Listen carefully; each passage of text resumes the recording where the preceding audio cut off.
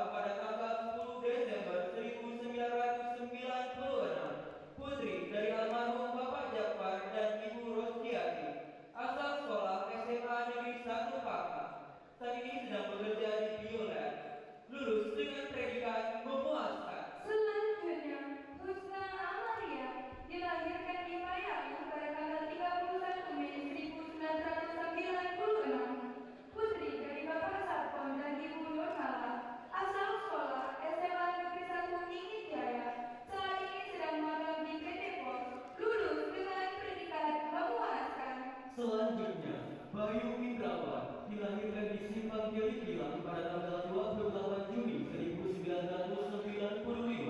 Putra dari Bapak Hendra, asal sekolah SMA Negeri 1 Darul Makmur. Saat ini sedang magang di PT Pegadaian, lulus dengan predikat memuaskan. Selanjutnya, M. Adil Irfan dilahirkan di Aceh Besar pada tanggal 15 Februari 1996.